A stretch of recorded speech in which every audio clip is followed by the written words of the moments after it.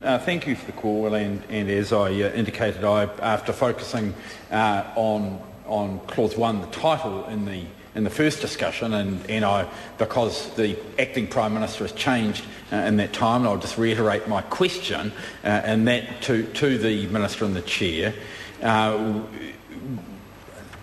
Do most ministers read with their fingers like that? Mr. Chairman. Order. I'm actually counting. Mr. Chair. Order. Members are invited to speak and are to speak on the bill.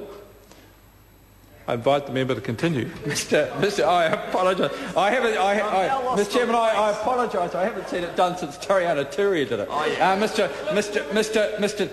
Mr. Chairman, I just want to reiterate that question very briefly, and that was why we're not continuing with this within the Civil List Act. Why do we need a separate piece of legislation, which would be called the Governor-General Act at the end of this? I understand, and I might be wrong, but that's my understanding. But I now want to go on to what I think is a bigger constitutional issue, and a debate which is probably more important than the focus that we've had to date on the title of the bill, and that is the commencement, and in particular the words royal assent. And the question I've got for the Minister in the Chair is, who is going to assent to this? Because unfortunately this does affect the interests of the Governor-General, and in one way or another it either well, I'm talking about a system with integrity. Not someone who signs off their own housing. Sorry? Theresa will. Treason.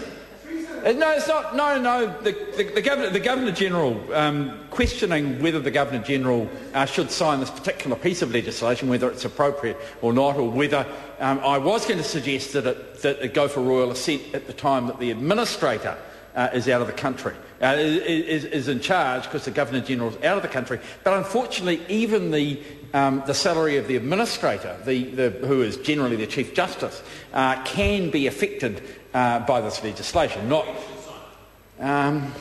Well, maybe that could be an answer. Although, given the reluctance to tour to one of the other former colonies recently for her games, it might be unlikely that she'll be in town in the requisite period to do this. But I don't want to draw Her Majesty into the debate any more than that.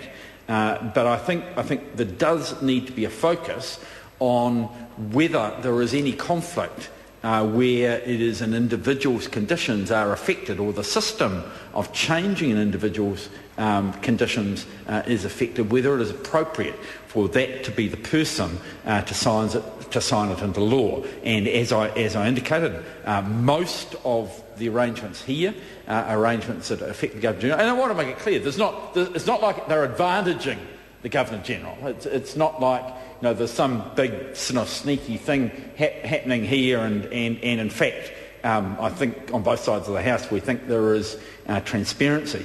But what is clear is that there is a change in arrangements, and there's a change in arrangements, a change in systems, and that could affect the person.